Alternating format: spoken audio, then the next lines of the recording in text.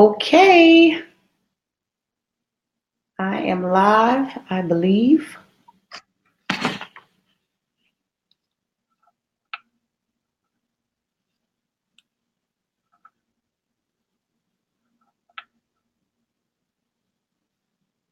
Oh, hello, Alicia. Hello, thank you for joining.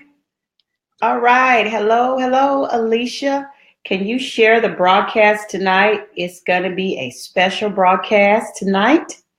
I am, I don't have my husband with me, but I do have something special that's going to be coming on this broadcast. So please go ahead and share the broadcast. Thank you so much for joining. We'll get started in just a moment.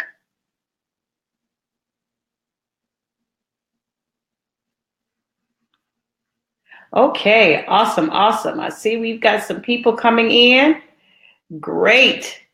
Thank you all for joining today. Please go ahead and share the broadcast and let others know that I'm on tonight. And we're going to be talking about a really good topic tonight. And we're going to be talking about the symptoms of marriage drift.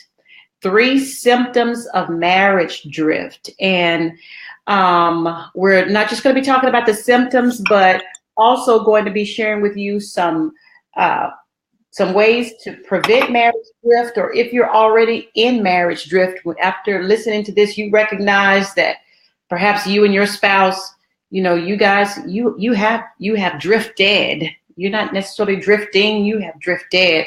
We're also going to be talking about some strategies to turn that around. So please go ahead and share the broadcast tonight. Thank you so much. Awesome, awesome, awesome. Great. Okay, well, we're going to go ahead and get started.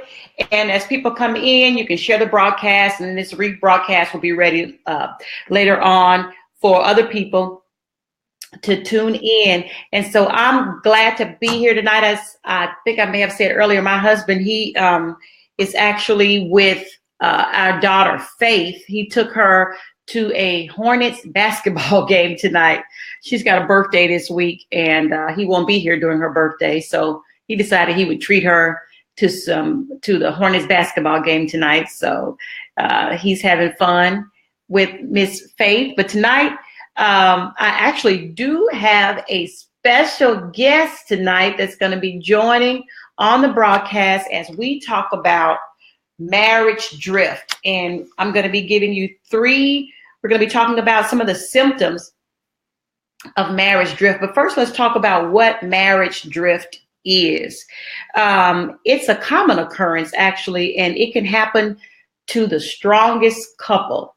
It can happen to any couple, anybody, any couple, even the strongest couple can experience marriage drift. But if it goes unchecked for too long, it could lead to serious issues in your marriage. Just like anything, that if, any unhealthy thing, if it goes unchecked, if you don't deal with it or turn it around, it can lead to serious issues in the marriage. And so we all need to be aware of marriage drift.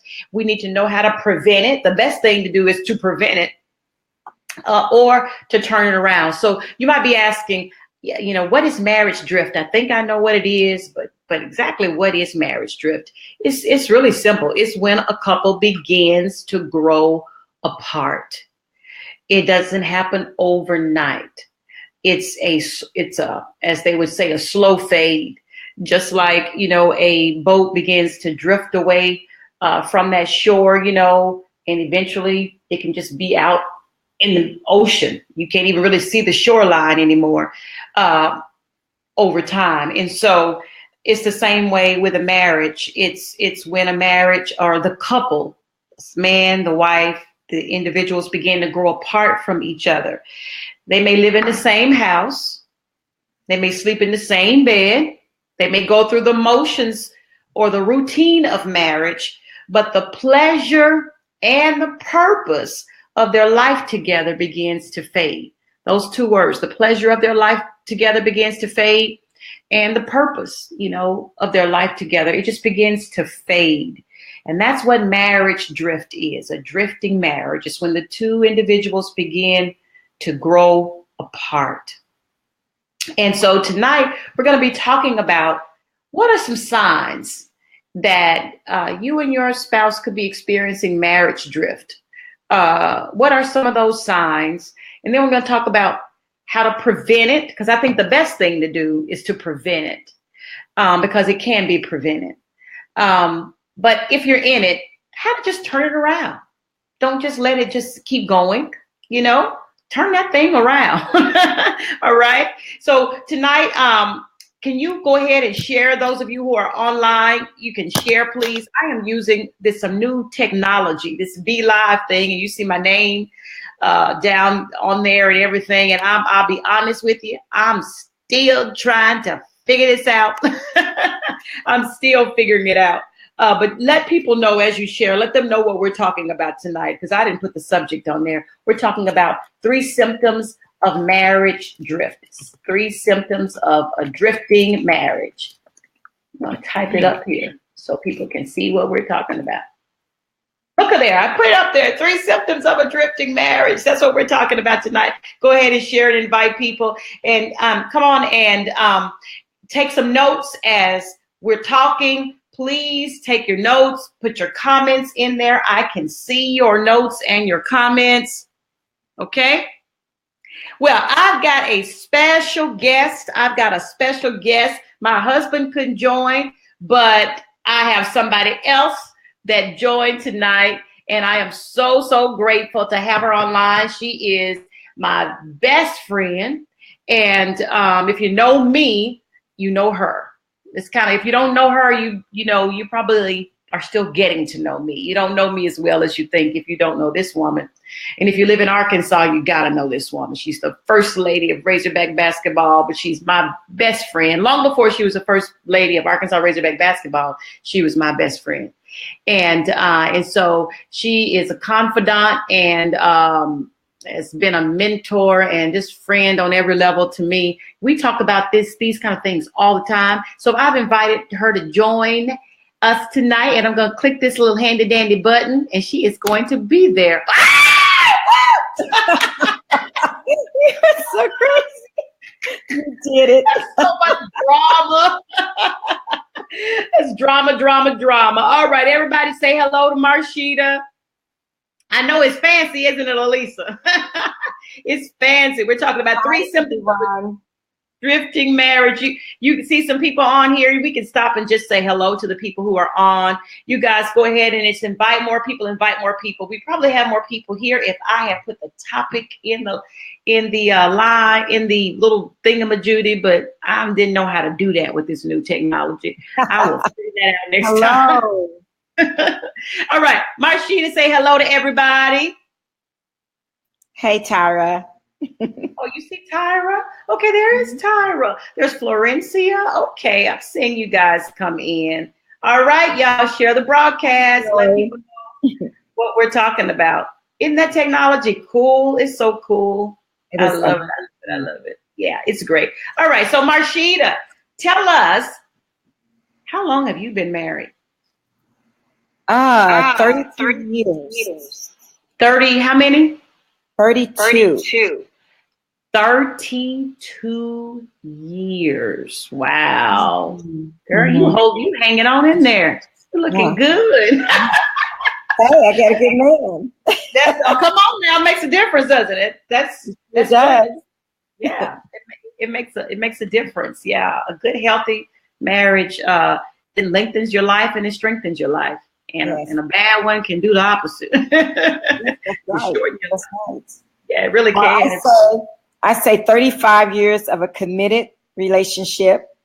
Because for commitment for women start much earlier than it does for men in a relationship. My husband, he would say 32. I say 35. Because that's when I guess when you guys started dating. We started dating. We dated for 3 years, and but they're not committed until they are married. Right. They are truly committed. And Yeah. so for him, it's 32. But as we've gotten older and survived this thing and thrived Mm-hmm. in it, now he Mm-hmm. says 35. We've been Now, together 35 years, is what he said. now he says what you say. It's been Yes. 35. Yeah, great. Well, you guys, y'all been together for a long time. And, Mhm. the thing with being together for that many years, you have been through many seasons of marriage, Yes. right? Would you say so? Yeah. Absolutely. Many And seasons. yeah, and in marriage, if you're going to be married to somebody for a lifetime for that long, I mean, you're going to go through some seasons, Oh, you know? yes. Yes. Yeah. Just like you There, go through prosperity.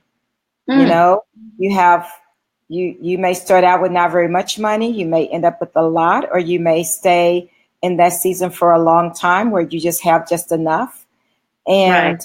And as the seasons change, the marriage change. Mm, that's so good. Yeah.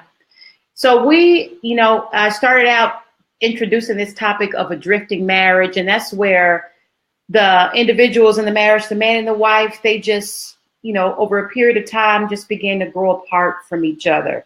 And Mhm. so, you know, I posted a question on Facebook maybe a couple of weeks ago. Just asked them, just randomly, what are some signs of a drifting marriage? And I really got a lot of great comments back. Which I've been married 23 years. I've weathered some seasons as well. I've been through some seasons, some cycles in my own marriage, and so I knew what I would say. But it was good to hear what others said. And really, when I read through all the comments, it boiled down to really three things I thought. And so as you guys are taking notes, can you type in the comment section as we walk through this conversation, these three signs of a drifting marriage?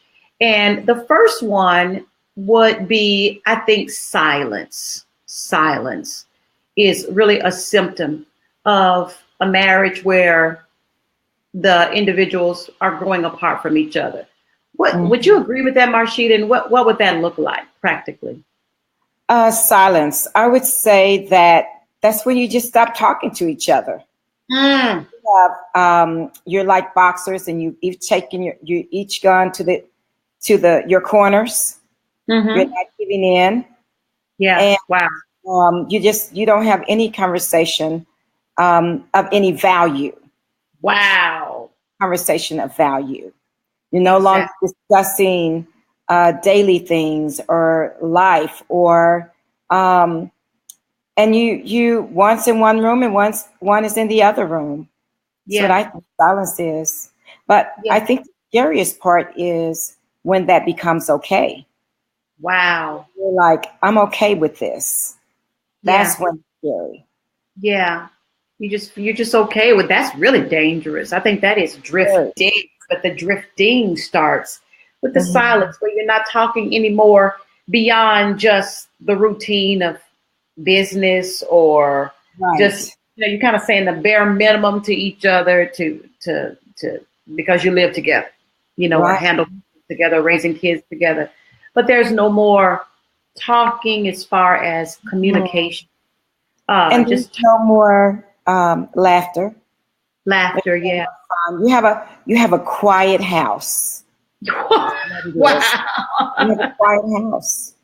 Yeah, Hmm. you just have a quiet house. There's no more talking just about random things and how the day went and just discussions about just the randomness of life. That's the joy of a relationship.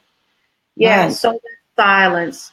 I think even sometimes, even they have to go through some seasons of marriage to get this, but even sometimes when you are arguing, Hmm.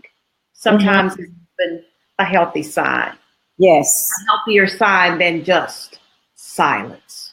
I agree. Yeah. I agree. Because I think that sometimes when you're at a disagreement and you're arguing, Mm-hmm. at least you're trying to Mm, have communication. At least you're that's trying to get the other to see your side. You yeah, know, at that time, you're still trying to figure it out. right, right. That's good. But when you go silent and there is no talking, There's you no talk. know, there is no talking, and that's really That's marriage drift right there. And if you let that go unchecked for too long, that's not good. So that's one symptom, you guys. If you guys, somebody could take some notes and write that in there, write that in the line. Symptom number one is just silence, just the silence between you two. And then the second one, as I was reading through the notes of what people were saying when I posed that question about the symptoms of a drifting marriage, I would call it absence. Mm-hmm. And I think it goes to something you said earlier, Marshita, about how you're not together. You can be in the same house, but not in each other's presence. And you kind of can even begin to avoid each other's presence. Mm-hmm. You don't necessarily even want to be in each other's presence. You don't do anything intentionally to be in each other's presence. There's just this sense of absence. Mm-hmm. And again, if it's okay with you, there's a problem. That it's if a problem. You don't feel the urge to be close to your spouse. Presence. Yeah. And have him in your presence, even if it's watching a movie that you don't want to watch. Exactly. I've done that many times. Many times. Yeah. Yeah. If you don't feel that, and it's okay, there's an issue. There's a problem. Wow. Wow. Because for me, I know I want to be with my husband. Mm-hmm. And he can feel when we've been apart for too long, because he'll say, I guess you need a little bit of me. Mm-hmm. Come and sit beside me. Right. And let us snuggle a little bit, because I know that's what you need. And he's right. Exactly. You should want to be in each other's presence. And so when the absence is okay with you, when it gets to be where not being in each other's presence is okay, and you don't really miss it, then that's a symptom of a drifting marriage. And it's not to be, it's not to be ignored. You need to deal with that. Okay. And then the third symptom, as I was reading through the comments and from my experience, is just indifference. Yes.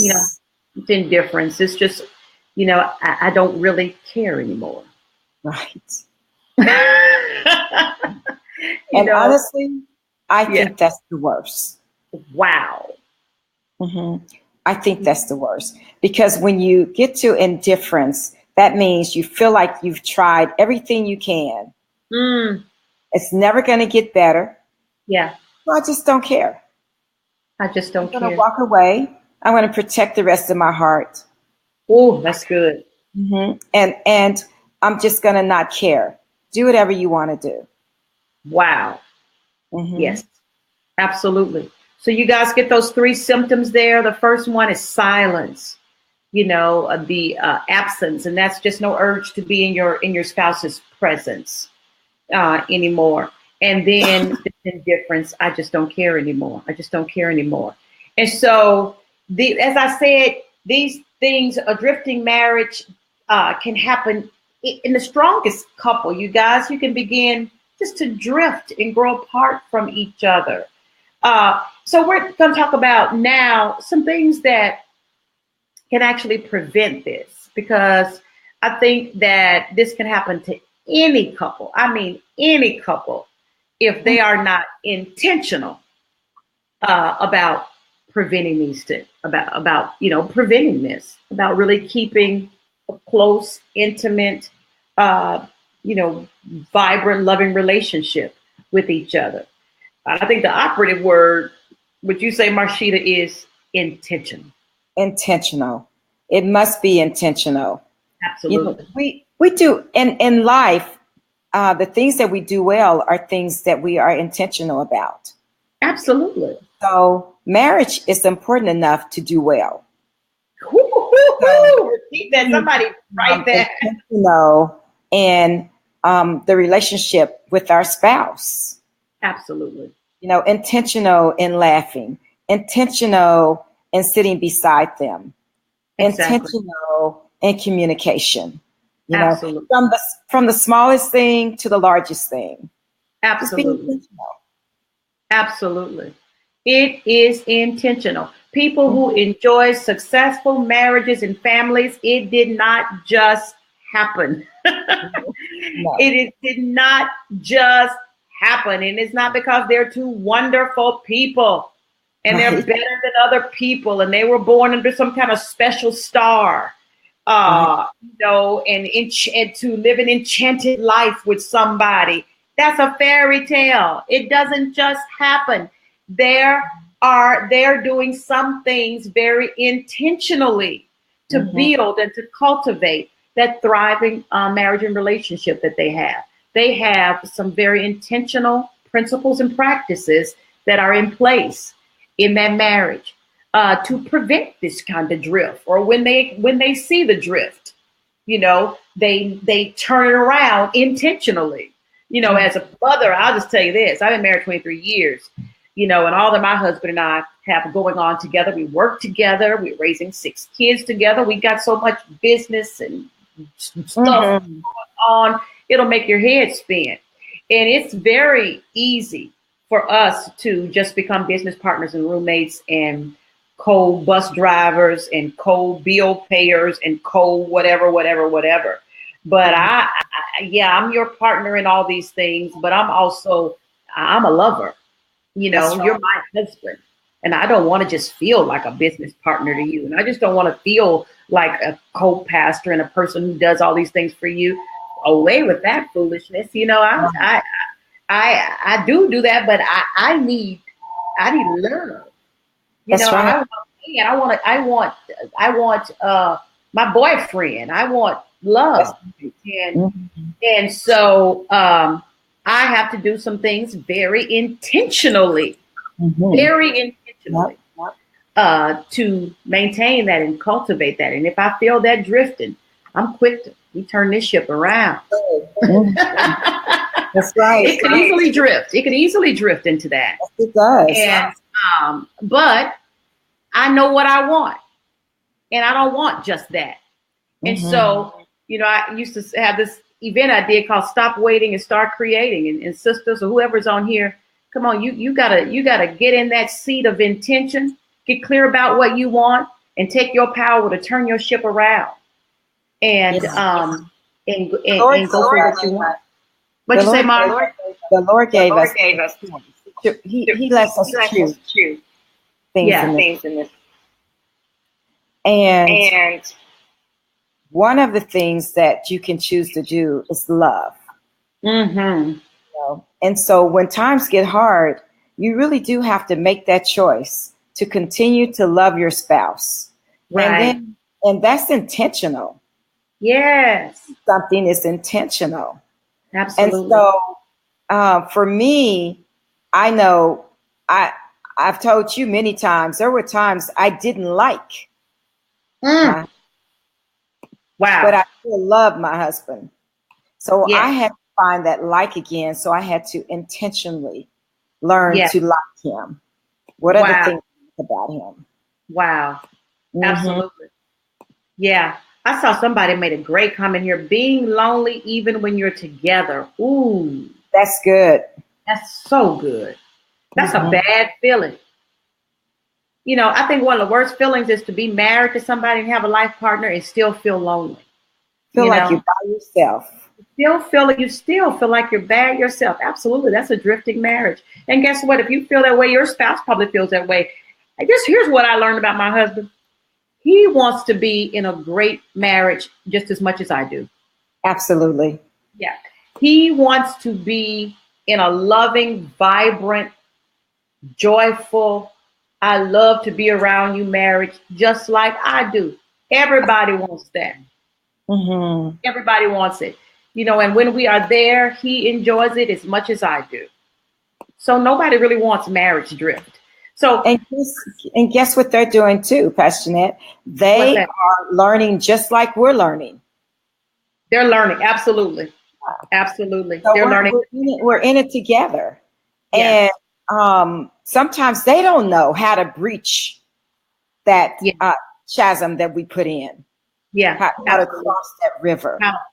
You don't know how to close it. That gap has gotten so big that you don't, it can get so big, you all, till it it's difficult to close, or anything. I don't want to say difficult, but it's difficult to you. It's not difficult. It's difficult. Then maybe it appears more difficult than it really is. Yeah, absolutely. We have to put down so many things. Our pride. Absolutely. Our fear. Yes, ma'am. Fear of being discouraged, fear of being rebuffed, fear of not being heard. Yeah. You know, and so, and it causes us to come out of ourselves sometimes because it's a growth thing. Yeah. Yes, ma'am. Yes, ma'am. So here are some real practical things, you all, that, I just kind of made some notes from my experience of just practical things that you can do to prevent this, some practical practices, some principles and practices you can put in place in your marriage to prevent this drift. These are some things that my husband and I practice in our marriage. And when we get away from it, the drift happens, you all. Okay. But when we are doing these things consistently, it prevents the drift. And they're really simple things. The first one is really affirmation, verbal affirmation. That is literally the daily saying, I love you. It's really just articulating those words daily on a regular basis before they leave, or for whatever reason, whatever occasion, before you hang up the phone with each other, say, okay, love you. Okay, I love you. Right. Just those words regularly, saying daily, several times a day if necessary, saying those just 3 standard words to each other. Absolutely, yes, it can prevent drift. It's just that little gentle reminder that you're like the most special person in the world to me. I love you. Then it got to be all deep and all that. And you did something that is very small, but I want to bring I want to bring it up a little bit. I want to bring a little bit more. That word I'm looking for. Attention to it. Thank you. We do finish for each other, you all. Oh, yes. And that is, you said, I love you. Not love you. You too. That's good. They love you. Or if they say, I love you, don't say you too or me too. So you say, good. I love you. Yeah. Because that is so much more purposeful. Yes, ma'am. That is getting someone to understand. Sometimes I look at my husband, I said, you hear what I said? I said, I love you. And he'll say, I heard you. I love you too. Yes. So great. Because that's important. That's one-on-one. So yes. I think you need to even watch what you say. How do you want it coming back to you? Because that's the way you should feed it. That's the way you should feed it. Ooh, that's so good. Absolutely. Yeah. So you guys, number one, just affirmation, daily affirmations. The simplest one is just on a daily, regular basis. Those 3 words, I love you. Never get away from those 3 words of I love you. And any other affirmations you can say to just as affirmations of affection toward your mate. And, you've been married to him long enough, you know what that is. Don't get away from that. Be intentional about it. Remember it. Be intentional. Make it principle. Practice in your marriage. Exactly for this reason, to prevent the drift. Because without it, you'll start to drift. These things are like anchors that hold you close to each other. So affirmation. Second is, I wrote this word down, adoration. Yes. Adoration for each other. Be intentional about that. Find whatever it is about your husband, it's still there, that you really adore. I'm helping myself as I do this, because I got some very clear things that it just flat out turns me on about my husband. That man smells good all the time. He is known for smelling good. He comes in the room and the whole room just go. It's like, wow, who is that? He is impeccably groomed. And so I try to make it my intention. It's a little cute thing we do. They'll just give you these examples of just little simple things that we do to prevent drift. I do this very intentionally. When we sit at go to a restaurant, I don't sit across the table from him. I sit beside him. And I always say I sit beside him because I want to smell you. I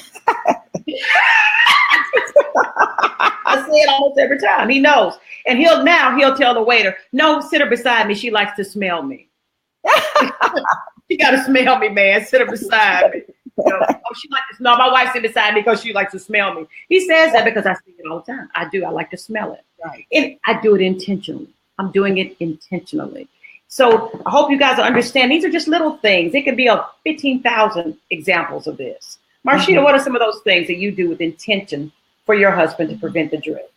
One thing is I hold his hands. When we walk, I hold his hand, or he'll give me his elbow, but a lot of times I would take his hand.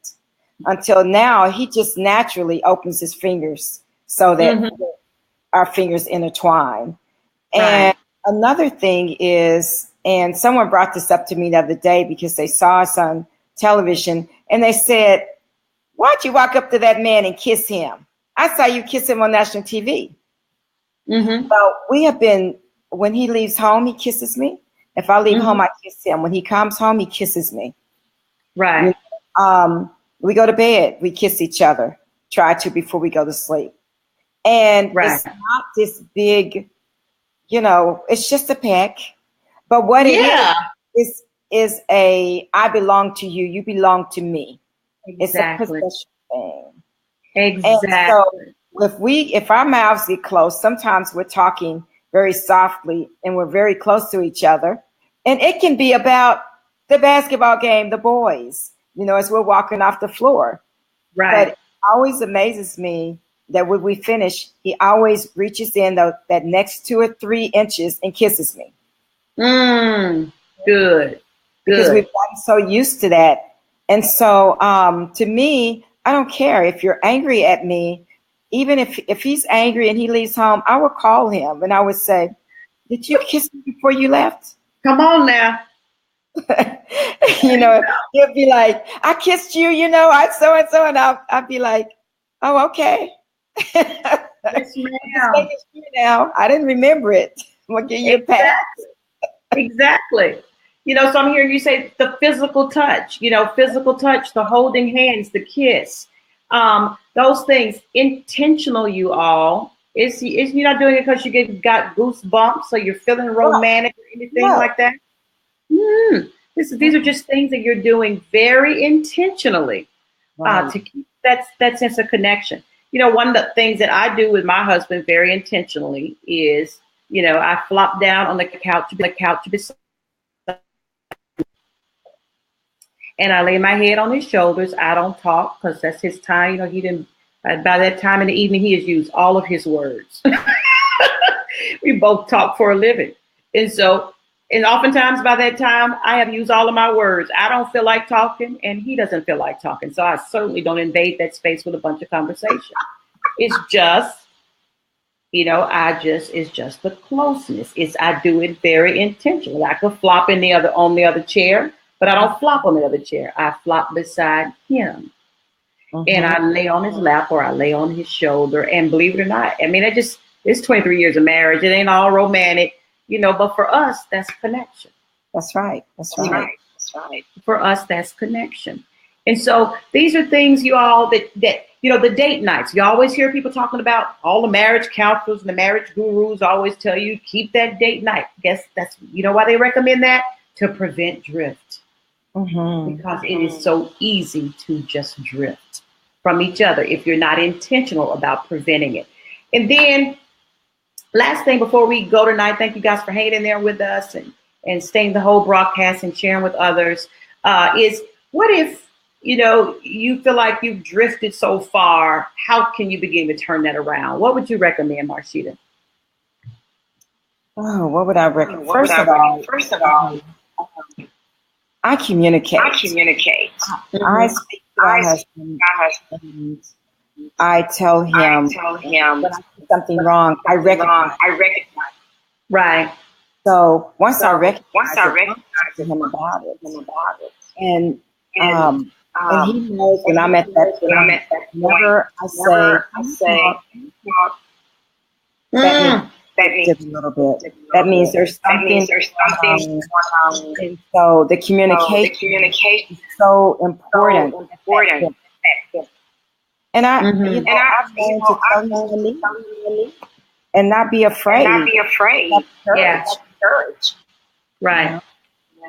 Right. I'm hearing. Yeah, I'm hearing like you're not as clear as you were. So can you hear me? I don't know what happened. Yeah. So I heard you say you may just need to just go ahead, open up your heart again. Right. Open up your mouth and ask. I love that, those words intimidate a lot of men, but really you can just say, can we talk? If you guys have been silent, humble yourself. Don't come angry, but come humbly and just say from your heart, can we talk? You got to initiate that conversation.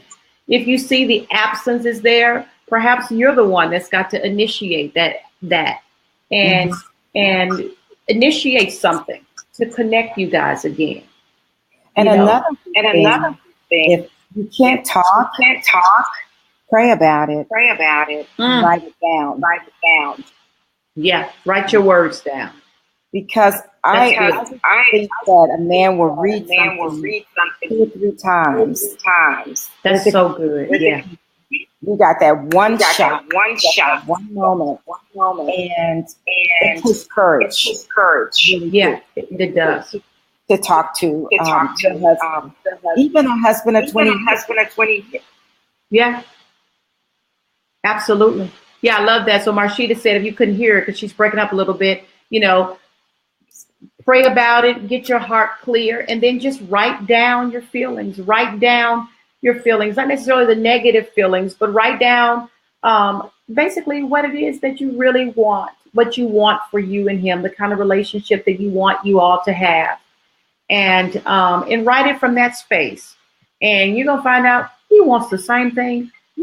All this work I do with couples, I have discovered this thing. It's amazing. As much as you think you are different, you want the same exact thing. Yes. It's amazing when I get in sessions with couples. They want the same thing. They want to be happy together. They want a loving relationship. That you want the same thing. You really do. And so humble yourself, get your heart clear about what it is, the kind of relationship that you really want. Believe it's possible. Talk to him if you can, or her. I know they're probably mostly women on here right now. And or if not, just write those feelings and those thoughts down in the most positive way that you can. Write the vision of what you want down to him. Express that. And that's a starting point. As Marshita said, marriage is important enough to be intentional about doing it well. Mm-hmm. All right, you all, we are out of time because I usually just like for this to go right about half an hour. So many of you are online. Do you all have any questions or anything, any comments? You made so many wonderful comments here. Let me read through some of your comments. Yeah, Joy said, pray about it, write it down, write your feelings. Wow. Evie says, as much as you think you are different, you want the same thing. Mm-hmm. Yeah. Absolutely. Date nights prevent drift. They do. Yeah. Verbal affirmation. Yeah. Good. Tyra says, I have witnessed that kissing. She's talking about you and Coach. They do some kissing, girl. I love that man. Yeah, that's awesome. But I appreciate Coach, because his salutation to people is he kisses women on their cheek. He doesn't. I mean, he kisses his wife on the mouth. But even oftentimes when he greets me, he kisses me on the cheek. And I see him kissing women on the cheek, and that's just that's a way of honor. And I don't know if he does it to everybody. He does it to women. I think that he appreciates. I don't know. It's a brotherly kiss for me, and I appreciate that. Awesome. All right, you guys. Thank you guys so much. Listen, I want to tell you all a couple of things. We're talking about marriage drift and being intentional A successful marriage happens through intention. And we have an event coming up in April that is precisely for that. It is the Purpose and Passion Marriage Retreat, Charleston, South Carolina, April 17th through the 19th. And when I tell you we are planning an extraordinary experience, this is, I mean, I have been to a whole lot of marriage retreats, but I haven't seen one that's going to deliver what we're planning at this retreat. And so we've got a private party planned, a private comedian coming in. The content that we are planning is through the roof. We're going to be helping couples rediscover their purpose together, and then using that to craft your own family vision blueprint. We're going to be teaching you cutting edge tools, powerful tools to know how to communicate better so that you have less stress and conflict and more wins. And these are real tools, you guys, that are going to shift your relationship and your communication to a whole other level. And our whole intention really is to help couples learn how to work and win together so you can really achieve your greatest dreams together and build a lifetime of love and leave a legacy of family success. Many of us are trying to do this marriage thing without having seen a successful marriage. So many people. And so your family can be that family that leaves a legacy of success for people to follow. Unfortunately, there are not a whole lot of pictures of marital success right now. Right. But your family can be that family that leaves a legacy of marriage and family success. And my husband and I, we're determined to leave that for our children. You never know that. You never know who's watching you. Absolutely. And so that sounds interesting to you. I hope it does. If you're married, it should sound interesting to you. Then please, you can go to ahouseunited.tv, click on the events link, and that will get you the information that you need about the retreat. We're in early registration period right now. And so if you register before December 15th, you can save a significant amount of money. Now, I'm gonna throw a bonus in there to you can schedule a free family coaching session with me that is typically not free. And just trust me when I tell you that it's typically not free. And so, but that's for the people who register before December 15th. And so click on there. I hope you'll join us. Of course, we've got our episodes online, our show, A House United with Dexter and Jeanette Howard, our 6 web episodes covering some real hot button topics in marriages today. You can find all that online at ahouseunited.tv, you guys. Marshita, thank you so much for jumping on and testing out this new technology with me. I enjoyed it. It was fun. I get it. It's fun, isn't it? Yeah. Yeah. Thank you guys for joining. I appreciate you all. Love you guys. And God bless you. Bye-bye. Love you too. Bye-bye. Bye-bye.